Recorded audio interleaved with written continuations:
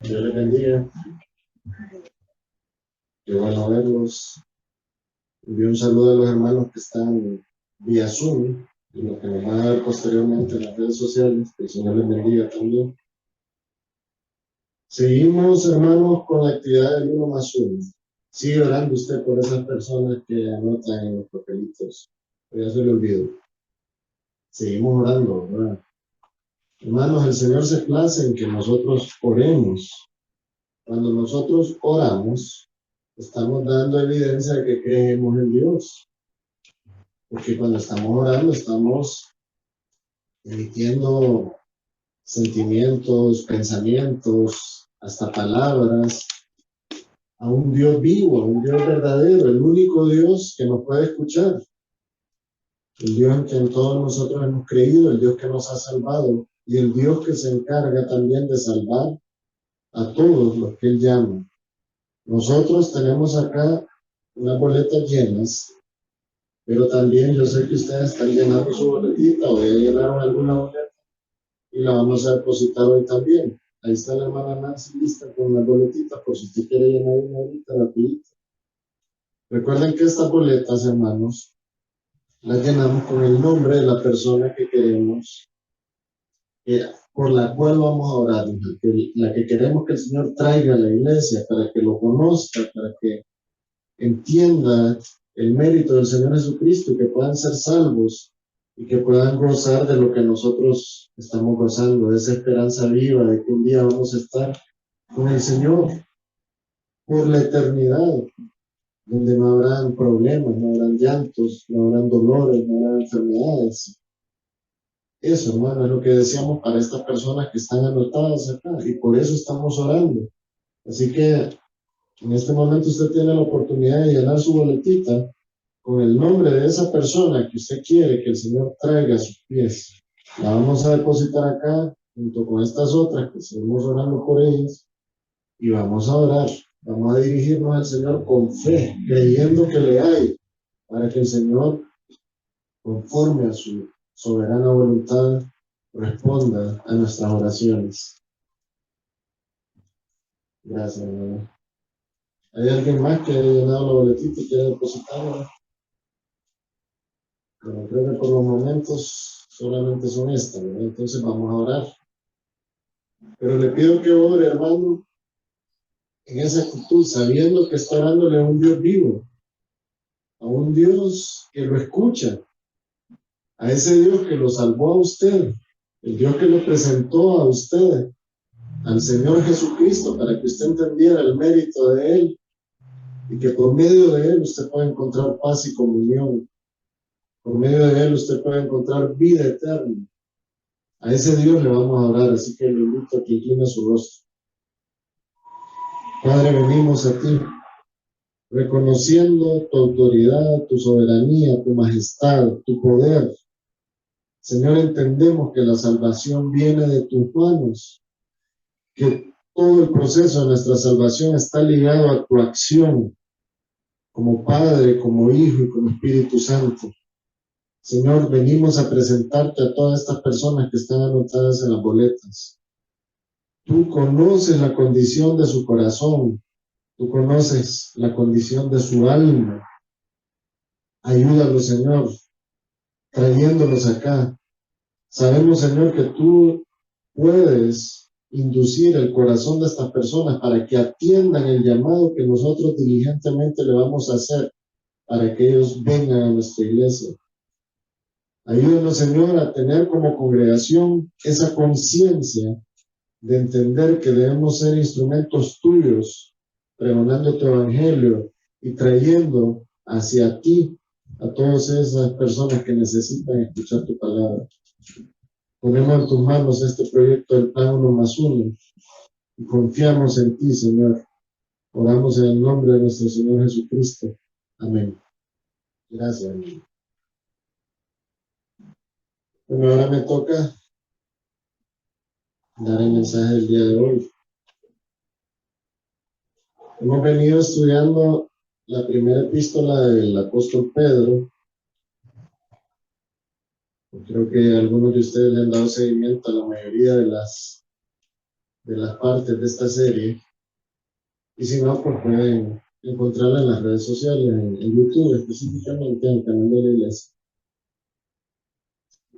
Miren, la primera carta de Pedro, una epístola es una carta. La primera carta del apóstol Pedro nos deja tanta enseñanza que sinceramente yo cada día me asombro más. Cada vez que yo leo y releo esta primera carta, específicamente en esta primera parte, estamos todavía en el capítulo 1. Cuando yo veo eso, me doy cuenta de cómo Dios puede tratar con las personas y cómo el Espíritu Santo realmente tiene esa capacidad de condensar en un texto corto tantas verdades.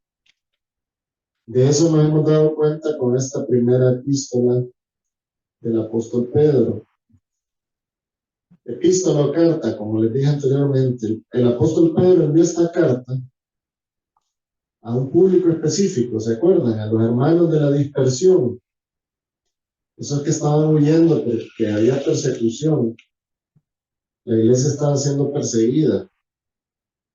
Y no era una persecución ideológica o que les podía ocasionar algún problemita laboral o económico, no, era una persecución de vida o muerte. O sea, ellos estaban corriendo riesgo, sus vidas estaban en riesgo por pregonar su fe, por mantenerse firmes en su fe. ¿Y cuál era su fe? La misma fe que nosotros guardamos en nuestro corazón. Creemos en el Señor Jesucristo.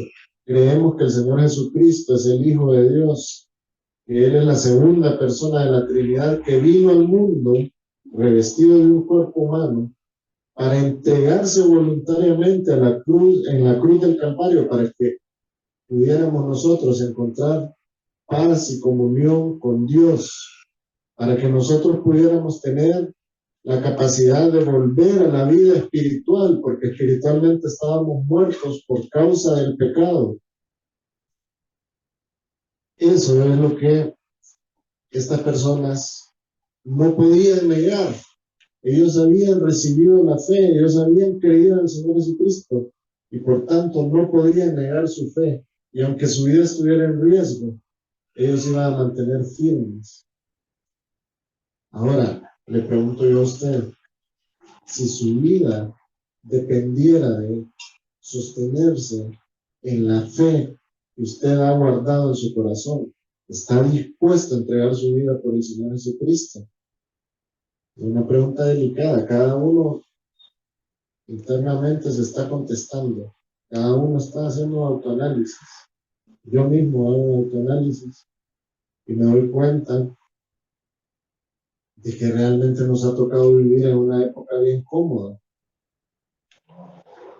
Vemos en las redes sociales, vemos en las noticias cómo en algunos lugares ya están persiguiendo a la iglesia, pero le están persiguiendo, bueno, en cierta región, acá en el occidente, la están persiguiendo de manera ideológica, están tratando de permear todas las doctrinas satánicas dentro de la iglesia, todo lo de una agenda global que se está introduciendo en el mundo, lo quieren introducir en la iglesia y en algunas iglesias pues, ha permeado.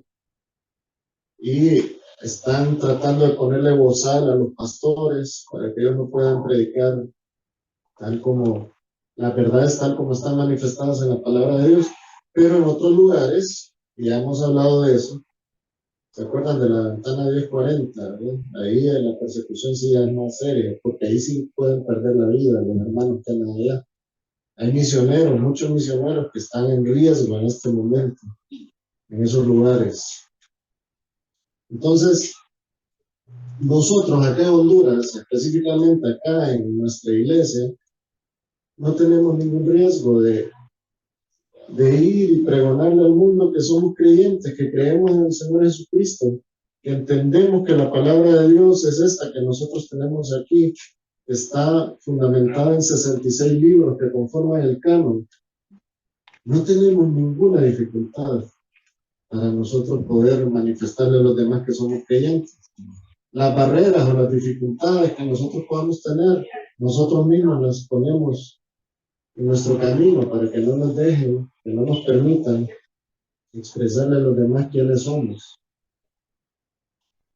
El día de hoy, hermanos, vamos a hablar del tema de la santidad, de una vida santa, de esa exhortación que el apóstol Pedro hace en esta primera carta. Vamos a orar para pedirle al Señor que nos guíe. Padre, venimos a ti reconociendo que sin ti no podemos hacer nada ni entender nada. Entendemos, Señor, que es el Espíritu Santo quien limpia nuestra mente para que podamos discernir lo que está manifestado en tu palabra.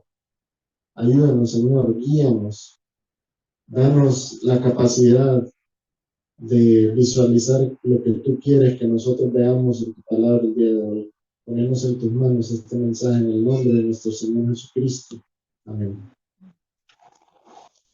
Estamos en ese contexto específico del apóstol Pedro cuando ya les expresó a los hermanos de la dispersión y a nosotros, ¿no?, que somos creyentes, nos expresó una salutación. Luego el apóstol Pedro habla sobre verdades claras de la Biblia en cuanto a que ahora nosotros hemos renacido por causa de haber creído en el Señor Jesucristo, que ahora tenemos vida eterna, que somos merecedores de una herencia incorruptible, inmarcesible, incontaminada, que vamos a recibir el día que estemos en gloria con el Señor.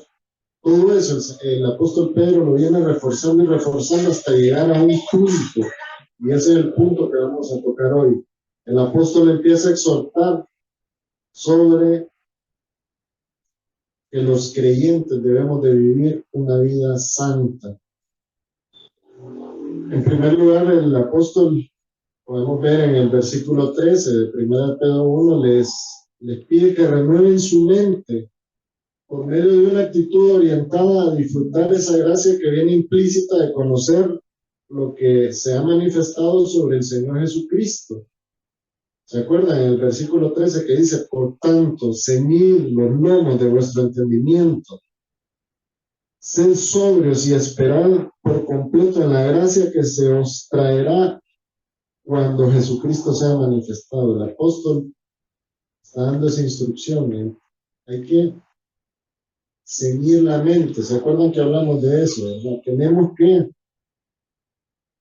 tener nuestra mente preparada con el conocimiento de la palabra del Señor para poder estar firmes. Luego el apóstol entonces nos estimula a los creyentes a vivir en obediencia, apelando a que ahora ellos tienen la luz de las verdades bíblicas, de las verdades sobre el Señor Jesucristo, a su alcance. Nosotros, gloria a Dios, tenemos la posibilidad de tener el canon ya conformado y compilado en este libro que tenemos acá, que es la Biblia. En ese momento todavía no estaban compiladas algunos de los textos de la Biblia, pero existía el conocimiento sobre el Señor Jesucristo, y Pedro está apelando a estos hermanos: ustedes ya conocen la verdad, entonces aférrense a esa verdad. Y luego de que estimula a los hermanos a vivir en obediencia, porque ellos ya conocen la verdad, entonces introduce ya de manera directa el tema de la santidad, que es lo que vamos a ver hoy en el versículo 15 y 16, que dice, estamos en 1 Pedro 1, ¿verdad? Ubíquense ahí. Les dice a los hermanos: sino como aquel que os llamó es santo, sed también vosotros santos en toda vuestra manera de vivir, porque está escrito: sed santos porque yo soy santo.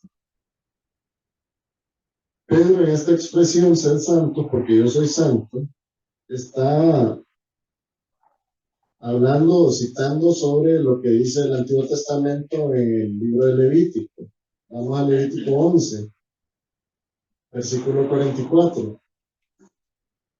Ahí el Señor dice, en la primera parte, el Señor manifestó por medio del profeta, ¿verdad? Porque yo soy Jehová vuestro Dios. Vosotros, por tanto, os santificaréis y seréis santos porque yo soy santo. Luego en Levítico 19:2 vuelve a recalcar esto el Señor cuando le dice al profeta, ¿quién escribió Levítico? Vamos a ver, Susana. ¿Quién era el profeta al que estoy mencionando? Moisés, Moisés.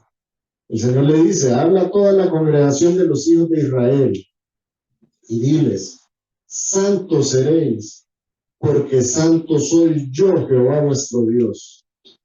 Como ven, cuando Pedro está hablando de que seamos santos, porque Dios es santo, está citando este texto que él ya conocía y que los hermanos ya conocían, los creyentes de ese entonces ya conocían, que estaba manifestado nada más y nada menos que en Levítico, que era parte de la Torá, de la ley. Entonces, hablemos sobre qué es la santidad.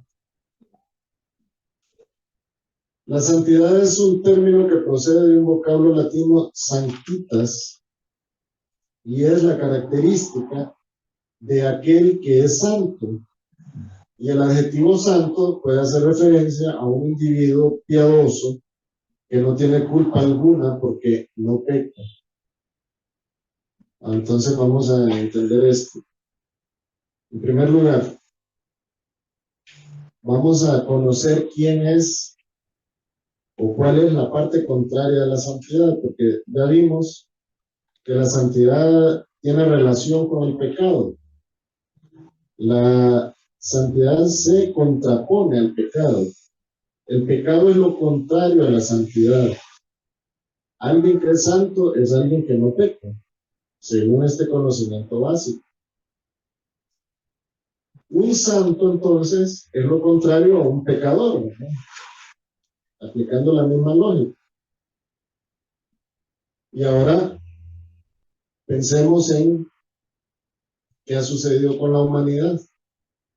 En primer lugar, tenemos que admitir algo. Dios creó al hombre santo. Cuando Dios creó a Adán y a Eva, los creó santos. Y lo podemos ver en el libro de Génesis.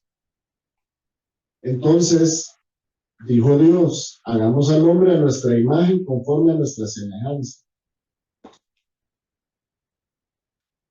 Uno de los atributos de Dios es que Él es santo. Es santo, santo, santo. Y Él nos creó a nosotros a su semejanza. O sea, nos creó santo, creó al hombre santo. Después vamos a ver qué pasó, ¿verdad? Si vemos el versículo 27, siempre de Génesis 1, dice, y creó Dios al hombre a su imagen, a imagen de Dios lo creó, varón y hembra los creó. Bueno, ahí podemos con eso desvirtuar todo lo que dice esa teoría de la diversidad de género, ¿no?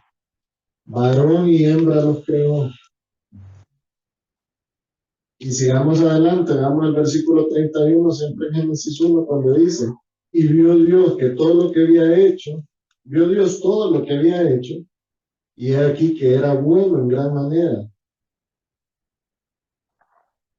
Dios hizo al hombre perfecto, conforme a él lo quiso hacer, ¿no? Lo hizo santo. Vio que era bueno en gran manera. Así nos hizo Dios. Pero ¿qué pasó? El hombre perdió la santidad. Génesis 2, vámonos más adelantito. Génesis 2, versículo 15 al 17. Tomó pues Jehová Dios al hombre y lo puso en el huerto del Edén para que lo labrara y lo guardase. Ahora pongan atención a esta primera frase. Y mandó Jehová Dios al hombre, una orden de Dios. Mandó Jehová Dios al hombre, diciendo, de todo árbol del huerto podrás comer, mas del árbol de la ciencia del bien y del mal no comerás, porque el día que de él comieres, ciertamente morirás. Cuando Adán y Eva transgredieron esas órdenes de Dios, esa orden específica de Dios, no comer del árbol de la ciencia del bien y del mal, ¿qué sucedió en ellos? su estatus espiritual cambió rotundamente. Ellos se volvieron pecadores.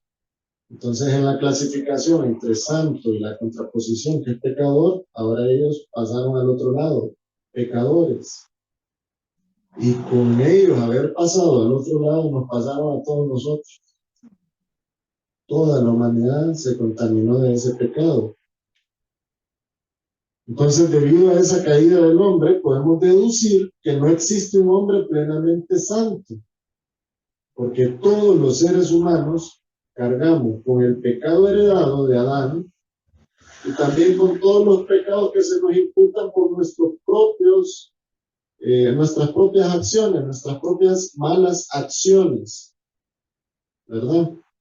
Entonces, podemos ver cómo Pablo visualiza eso de esta forma y leamos ahora Romanos 3:23. Claro, Pablo lo visualiza por medio de la inspiración del Espíritu Santo. Recordemos que toda la escritura es inspirada por Dios, ¿verdad?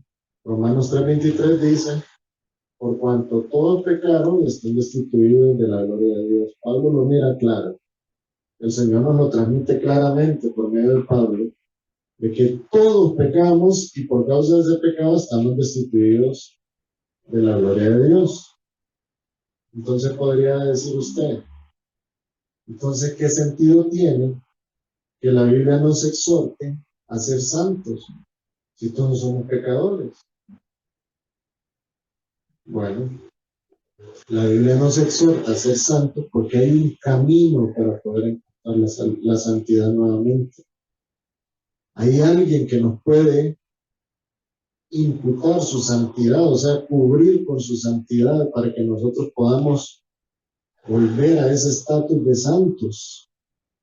Pero ese alguien es único, es una persona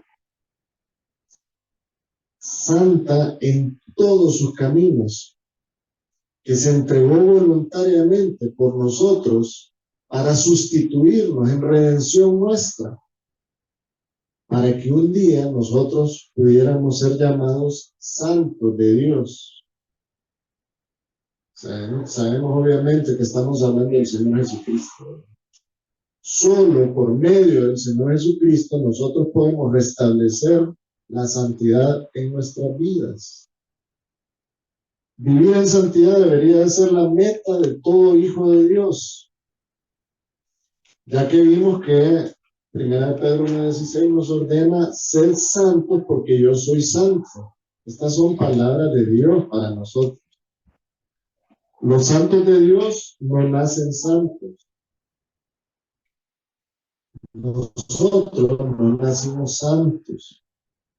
Nosotros nos volvimos santos al nacer de nuevo.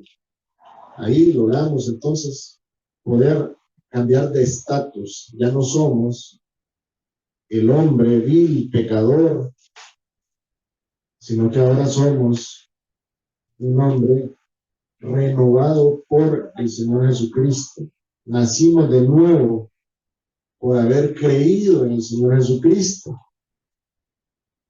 Ya que todos hemos pecado y estamos destituidos de la gloria de Dios, como dice Romanos 3:23, todos tenemos necesidad de un nuevo nacimiento para poder encontrar la santidad. Ese nuevo nacimiento que es en el orden espiritual.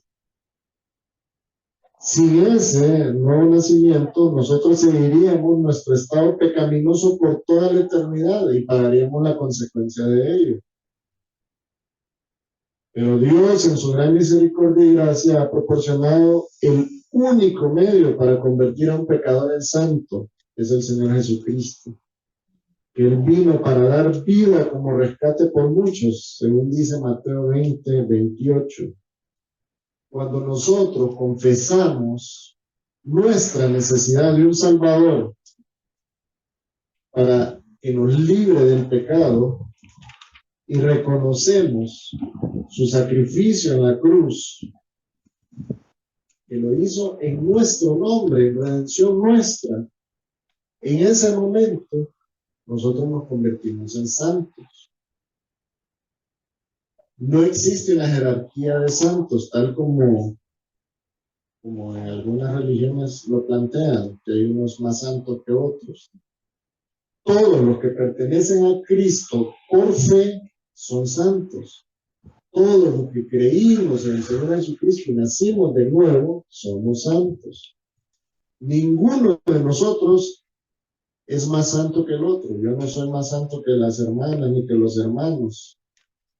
Ni ustedes son más santos que yo. Nuestra santidad es imputada. Nos la prestó o nos la dio, mejor dicho, el Señor Jesucristo para toda la eternidad. El apóstol Pablo comienza su primera carta a la iglesia de Corinto declarando que ellos fueron santificados en Cristo Jesús. Dice 1 Corintios 1:2. Le dice, santificados en Cristo Jesús, llamados a ser santos, con todo lo que en cualquier lugar invocan el nombre de nuestro Señor Jesucristo. En este versículo en particular, la palabra que se usa para describir santos es la palabra agios en griego, que significa santo, sagrado, santificado.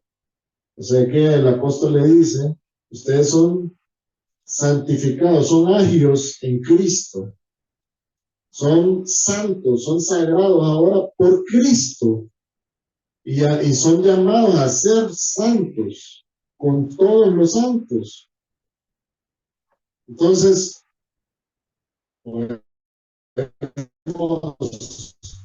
apreciar y deducir que la Biblia nos lleva a una conclusión inequívoca de que todos aquellos que alguna vez hemos invocado el nombre de Cristo para salvación, somos santos.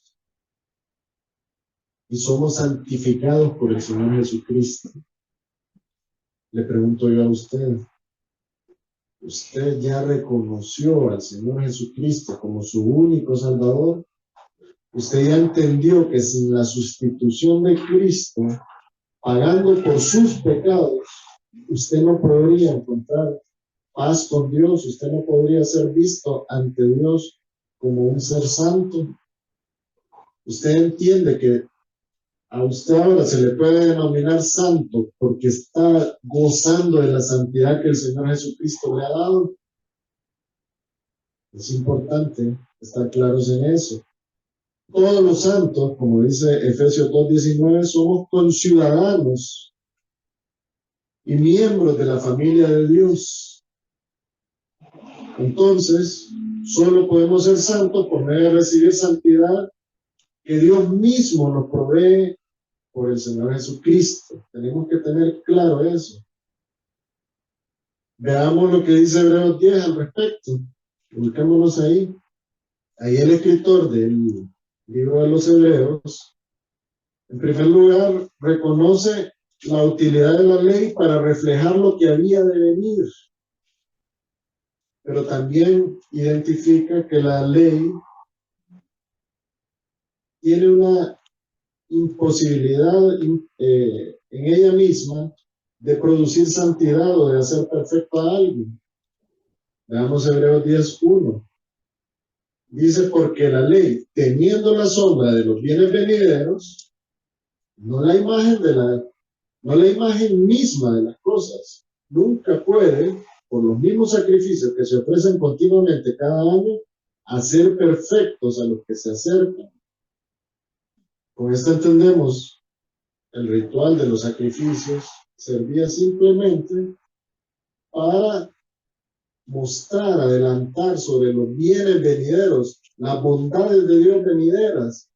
¿Y cuál era la bondad de Dios venidera en ese momento? Que iba a venir el Cordero de Dios que quita el pecado del mundo a entregarse a la cruz para que todo el que creyera en eso fuera santo. Los sacrificios de los animales no podían hacer perfectos a los que se acercan, dice acá el versículo 1. O sea, los sacrificios de los animales eran una simbología que reflejaba lo que iba a venir, el sacrificio del Cordero de Dios. Esos sacrificios lo que hacían era cubrir el pecado, pero no quitaban el pecado del pueblo. El Señor Jesucristo es el Cordero de Dios que quita el pecado del mundo.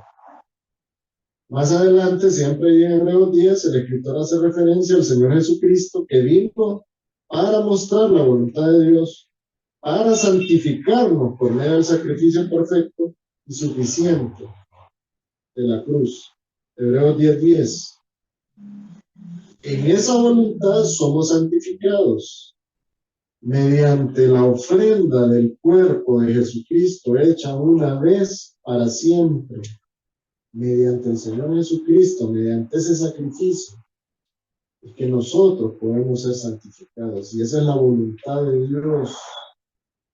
Nuestra santidad dependió siempre de la voluntad de Dios para santificarnos. Dios nos da el poder para empezar a vivir como santos. Y eso lo podemos ver en la siguiente carta del apóstol Pedro, que es la segunda carta de Pedro, en el capítulo 1, versículo 3, cuando dice: como todas las cosas que pertenecen a la vida y a la piedad nos han sido dadas por su poder, divino poder, refiriéndose que Dios nos las dio, mediante el conocimiento de aquel que nos llamó por su gloria y excelencia. Todas las cosas que pertenecen a la vida y a la piedad nos han sido dadas por Dios. Dios nos da esa capacidad, tanto para reconocer al Señor Jesucristo como nuestro Salvador y recibir la santidad que Él nos imputa, como también esa capacidad y ese poder para nosotros comportarnos de manera piadosa. ¿Por qué? Porque ahora conocemos la verdad, porque ahora hemos creído en el Señor, y porque ahora gozamos también de la presencia del Espíritu Santo en nuestras vidas. Entonces debemos creer en el Señor con arrepentimiento, entendiendo quién es Él y quiénes somos nosotros, y nuestra necesidad de que el Señor crezca en nuestra vida y que nosotros menguemos. Ahora veamos siempre en 2 de Pedro, el versículo, capítulo 1 siempre, pero más adelantito, versículo del 5 al 8.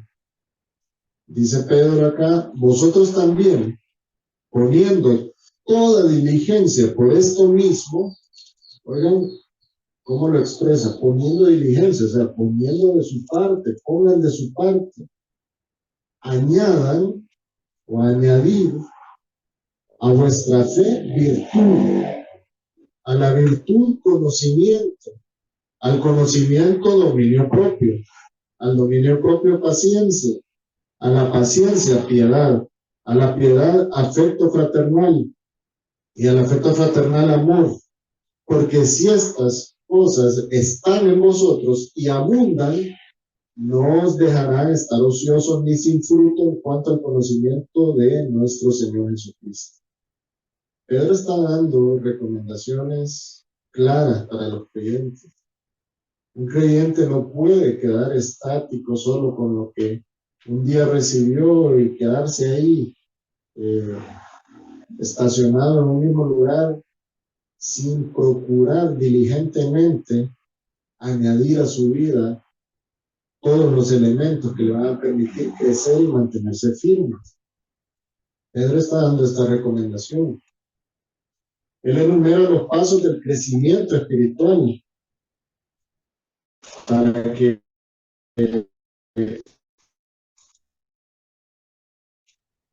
todos los creyentes puedan entonces mantenerse firmes de la fe que menciona ahí, la virtud, el conocimiento, el dominio propio, la paciencia, la piedad, el afecto fraternal y ese amor que debe existir en el cuerpo de Cristo.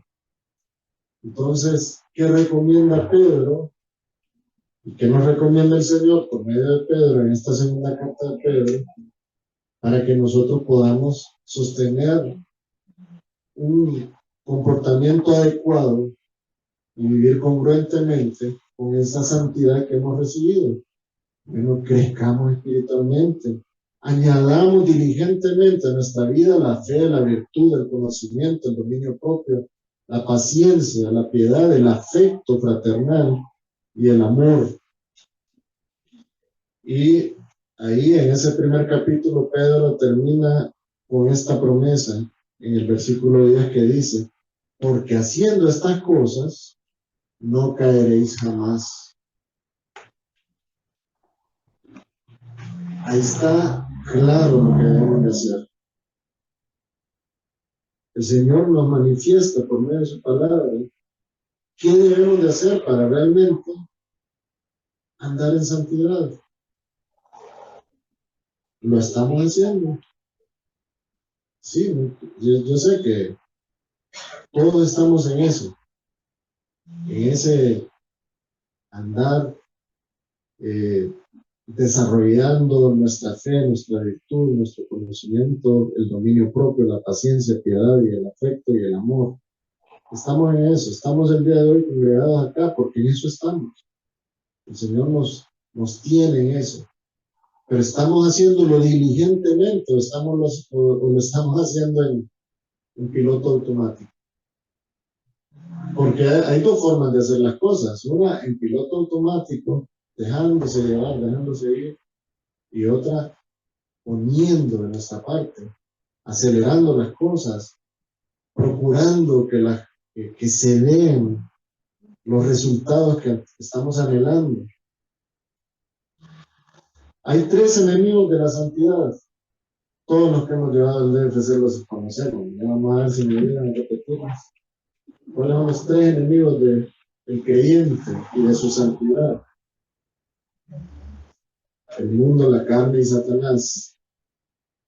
Vamos a hablar entonces qué dice la Biblia respecto a Satanás, el primer enemigo. Primera de Pedro 5:8. Miren la advertencia que nos da acá el apóstol Pedro. Sed sobrios, o sea, estar en sus cinco sentidos, con la mente bien despierta, como dice nuestro hermano Orlando, bien apercibida de lo que está sucediendo en nuestro entorno. Sed sobrios y velad, porque vuestro adversario el diablo, como león rugiente, anda alrededor buscando a quien devorar.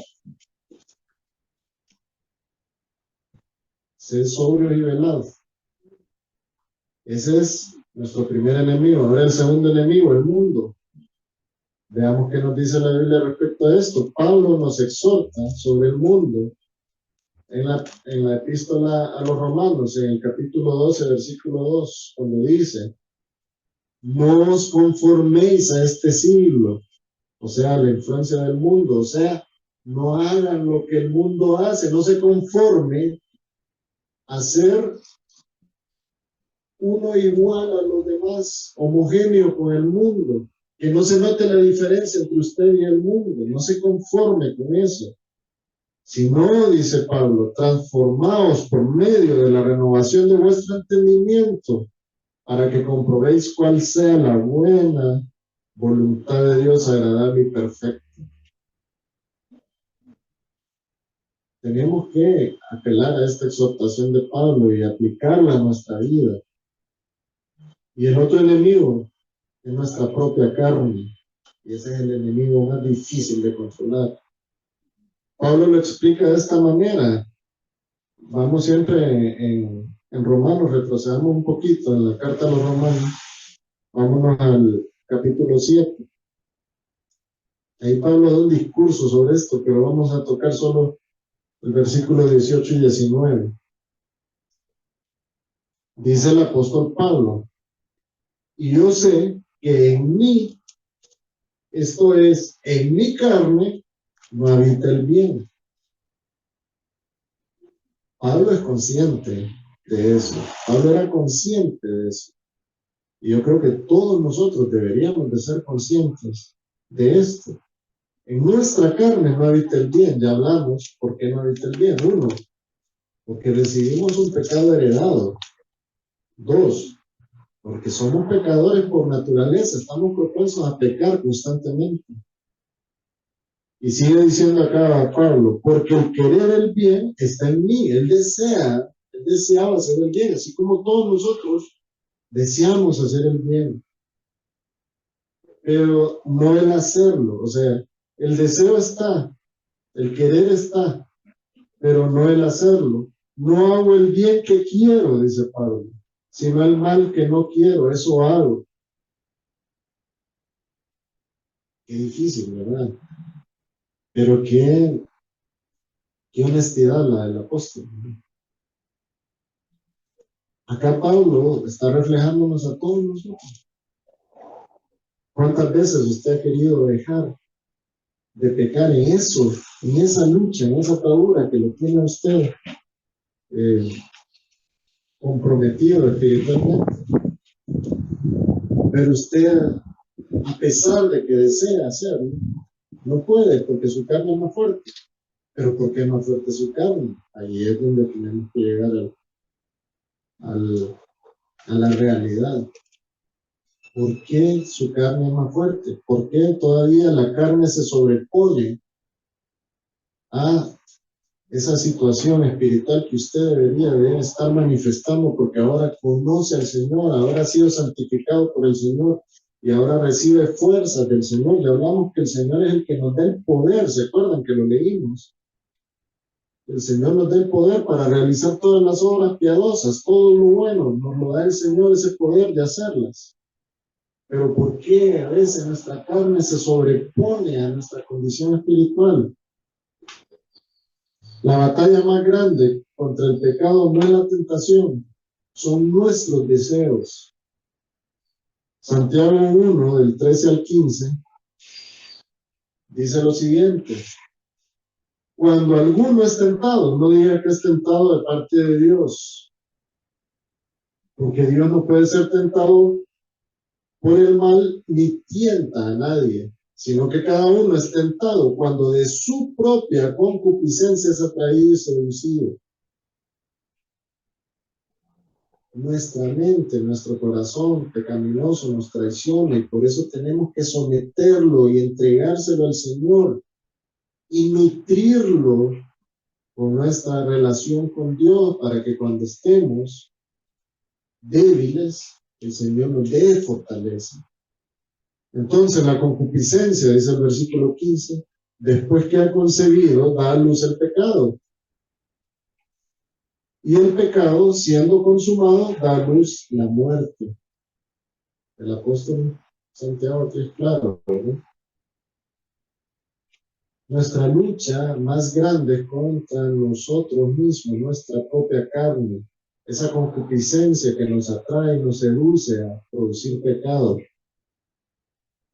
Pero el Señor nos dijo, lo leímos en 2 de Pedro, que nos da la fuerza, nos da el poder para vencer eso. Pero ¿qué tenemos que hacer? Actuar diligentemente y añadir a nuestra vida todos los elementos de los que hablamos.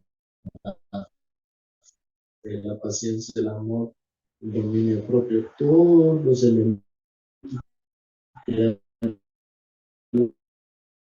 hablamos. En primer lugar, el cristiano sabio no asume que ha alcanzado la perfección y que vive sin pecado. Todos tenemos que ser conscientes que somos un producto en proceso, acá vivos en este mundo, en este peregrinaje. Pero el día que estemos frente al Señor y Él nos transforme conforme a su gloria, nosotros veremos la plenitud de la santidad de nuestra vida. Mientras tanto, estamos en esta lucha constante acá y tenemos que agarrarnos del poder de Dios, ese poder que nos da cuando actuamos diligentemente, añadiendo a nuestra vida todos esos elementos de los cuales ya hablamos.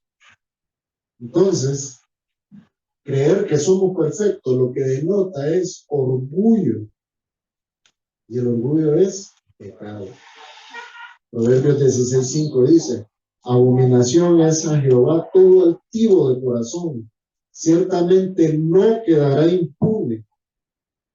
Así que el cristiano sabio no asume que ha alcanzado la perfección y que vive sin pecado. El segundo punto de la actitud sabia de un cristiano: el cristiano sabio se autoexamina continuamente para ver si sus caminos agradan al Señor. Podemos orar como oró David, diciéndole al Señor: examíname, oh Dios, y conoce mi corazón, pruébame y conoce mis pensamientos, y ve si hay en mi camino de perversidad, y guíame en el camino eterno. Pidamos al Señor. Nosotros, más que nadie, conocemos nuestra intimidad. Nadie nos conoce tan profundamente como nosotros, solamente Dios que escudriña nuestro corazón. Pero nosotros sabemos en qué estamos fallando, en qué estamos cojeando, cuál es nuestra lucha. Examinémonos y pidamos a Dios que Él nos dé el poder que nos prometió ahí en Pedro, en la segunda carta de Pedro, para poder añadir a nuestra vida todos esos elementos que nos rescaten de esos malos comportamientos. El cristiano sabio, el tercer punto, establece comunión constante con Dios. Si nosotros no tenemos comunión con Dios, estamos propensos a vivir pecando y pecando y pecando. No porque ya nació de nuevo, es que usted no peca.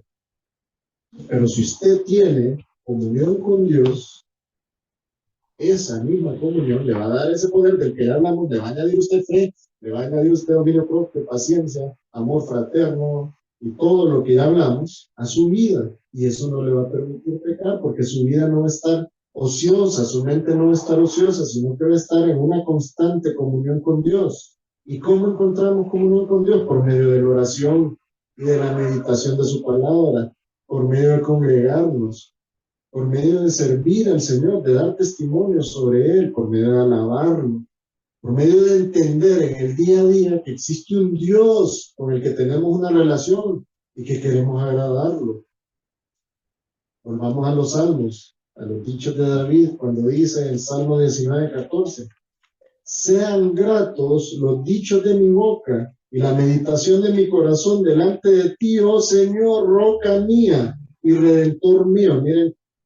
Miren la capacidad que tenía David de entender su necesidad constante de acudir a ese Dios que es el que le da el poder. Le dice, roca mía, es el que lo sostiene firme sobre cualquier adversidad. Le dices, redentor mío, entendiendo él que él es el que iba a sustituirlo para poder darle vida eterna, no por los méritos de David, sino por los méritos del Redentor, que Dios, por medio del Señor Jesucristo. El cristiano sabio entonces establece una comunión constante con Dios. Otro punto, el cristiano sabio no se expone al pecado por su propia voluntad, solo porque se siente fuerte, porque sintió plenitud en algún momento de intimidad con Dios. No va a salir usted al mundo a exponerse a todas las tentaciones del mundo y todas los anzuelos que el mundo le va a tirar para que usted peque. Usted conoce sus debilidades. ¿Qué es lo que tiene que hacer entonces respecto a eso? Bueno, lo que dice Proverbio 22:3. El avisado del mal y se esconde. Aléjese de todo eso. No crea que porque usted ahora nació de nuevo y que ahora cree en el Señor y el Señor le ha prometido darle fortaleza, usted va a poder vencer cualquier tentación solamente porque siente que hay plenitud en su relación con Dios. Hermanos, yo he conocido hombres fieles a Dios que han fallado, y han fallado de una manera triste, que dan ganas de llorar cuando uno mira cómo ese hombre, instrumento de Dios, falló y ahora eso lo va a imposibilitar para seguir sirviendo a Dios con plenitud. Hermano, el que piensa que está firme, mire que no caiga al verte la vida.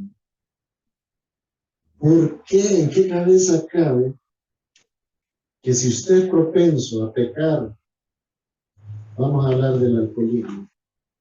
Si usted es propenso a pecar porque consume mucho alcohol o por el consumo del alcohol, usted va a estar asistiendo a lugares donde el alcohol está ahí a su disposición libremente. Porque si usted es propenso a ser influenciable por sus amigos o amigas para cometer pecado, va a estar usted abriéndole sus oídos o sus puertas a estas personas que lo inducen a la maldad? Uno tiene que tomar decisiones serias en la vida, especialmente en este ámbito de tener una comunión plena con Dios y vivir siendo santo como Él, imitando al Señor. Entonces, el cristiano sabio no se expone al pecado por su propia voluntad. El cristiano sabio cambia de hábitos, evita compañías tóxicas y deja de frecuentar lugares que antes frecuentaba y que ya sabe que ahí va a estar propenso a pecar. Ahora le hago una pregunta. ¿Es usted un cristiano sabio? ¿Cumple usted con estos requisitos que hablamos acá? Bueno, todos tenemos que hacer un autoanálisis, como dice el requisito número 2, ¿verdad? Que el cristiano sabio se autoexamina. Miremos un ejemplo en la Biblia. Un acto de búsqueda de santidad. Vámonos a Génesis, capítulo 39, versículo del 7 al 11, el caso de José, José hijo de Jacob. Dice así: aconteció después de esto que la mujer de su amo puso sus ojos en José y dijo: duerme conmigo. Y él no quiso, o sea, él tenía dominio propio. Y dijo a la mujer de su amo: he aquí que mi señor no se preocupa conmigo de lo que hay en casa y ha puesto en mi mano todo lo que tiene. O sea, José reconocía la confianza de su amo y era congruente a esa confianza. No hay otro mayor que yo en esta casa, le dice a la esposa de su amo, y ninguna cosa me ha reservado sino a ti. Claramente le está diciendo: yo puedo disponer de todo menos de la esposa de mi amo, por cuanto tú eres su mujer, le dice. Y hace esta pregunta: ¿cómo pues haría yo este grande mal? O sea, considerando a su prójimo, a su amo, ¿verdad? Y ahora miren la segunda parte de esa pregunta. ¿Y pecaría contra Dios considerando a Dios, respetando a Dios, siendo congruente a su fe y siendo congruente a lo que Dios había establecido, ser santo porque yo soy santo? Hablando de ella a José cada día y no escuchándola a él para acostarse al lado de ella, para estar con ella, aconteció que entró él un día en casa para hacer su oficio y no había nadie de la casa allí. Y ella lo asió por su ropa diciendo: duerme conmigo. Entonces él dejó su ropa en las manos de ella. Miren, esto de haber dejado su ropa en las manos de ella quiere decir que a él no le importó perder algo material. De repente era su mejor camisa, era su camisa de marcas, ahí famosa en la Colombia, cualquier camisa cara, era su camisa, y mejor la dejó botada, pero no pecó. Madre, para no pecar, ¿sabían eso? Muchas veces se nos presentan oportunidades de recibir prebendas económicas, pero a causa de que de comportarnos pecaminosamente. ¿Vale la pena eso? No, no vale la pena. Entonces a él no le importó perder algo material. Y dice, sigue diciendo, y huyó y salió, o sea, se alejó de la tentación, el avisado ve el mal y se aparta. Eso fue lo que hizo José. Esa debería de ser nuestra actitud ante la tentación y el pecado. Solo así nosotros podemos realmente vivir siendo santos como Dios es santo. En conclusión, voy a leer un texto de un escritor que se llama Jerry Bridge. Él dice: este llamado a la vida santa se basa en el hecho de que Dios mismo es santo. Porque Dios es santo, exige que nosotros también seamos santos. Muchos cristianos tienen lo que podríamos llamar una santidad cultural. Se adapta al carácter y a la vida cristiana que lo rodea. Es más o menos santa, dichas personas son más o menos santas también. Pero Dios no nos ha llamado a ser como los que nos rodean. Nos ha llamado a ser como Él mismo es. La santidad consiste en nada menos que la conformidad con el carácter de Dios. Aquí cierro comillas y pasamos a la segunda conclusión. Nuestro esfuerzo tras la santidad debe ser visto en relación con Dios. Debemos evitar el pecado, no solo porque le hacemos daño al prójimo o a nosotros mismos, sino fundamentalmente porque desagrada a Dios. El carácter de Dios debe de ser nuestro modelo a seguir. Mientras vivamos en este mundo caído, nuestra meta consiste en la imitación de aquel a quien adoramos. Y por último, la única forma en que tomaremos en serio la exhortación del Espíritu Santo cuando utilizó a Pedro para escribir en 1 Pedro 1 del 15 al 16, que seamos santos porque Dios es santo, es si nosotros realmente tomamos en serio la santidad de Dios. Hermanos, tenemos un Dios santo, santo, santo, que hizo todo por salvarnos, que nos pide que lo imitemos. ¿Somos conscientes de eso?